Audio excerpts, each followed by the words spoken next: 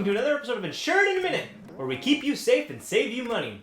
I'm Troy Burns. Unfortunately, it doesn't look like COVID is leaving anytime soon. Much like your 27-year-old son who can't find a way out of your basement. I'm sorry, Johnny, but the sidewalk art chalk exhibit is not going to take my breath away.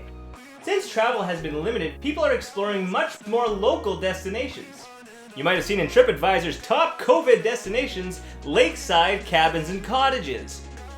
When buying a cabin, it is important to keep these things top of mind. Rule number 1, location, location, location. This is the real estate mantra. Mantra?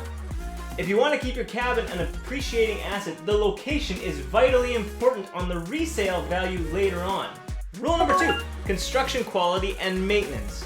The quality of the construction of your cabin is very important. And you also need to make sure that the properties surrounding yours are also well maintained and looked after as well. Now this may vary depending on your budget. If you want to get a more fixer-upper for a better price, that is your prerogative.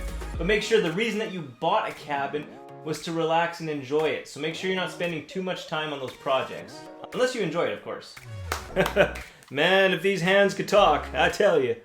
Rule number 3, we live in Canada. Must have been cold.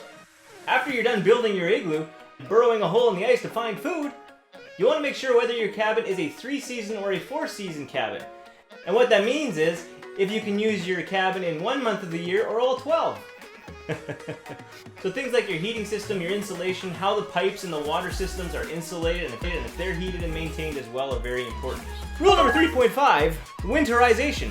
Now if you do have a seasonal cabin, you're going to want to make sure that you blow out your lines and that you get all the water out of your dishwasher, your water tanks, your pump. You want to make sure that you pour antifreeze into your sewer lines so that you don't have any water that's remaining in those lines to freeze and blow up and cause ruptures in your lines.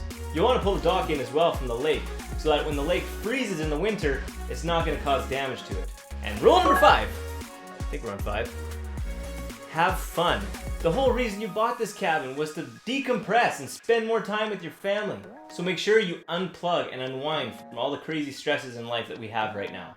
Thank you for listening. I'm Troy Burns. You want to talk about winter? You would not believe the frostbite I got this one time. Let me just show you.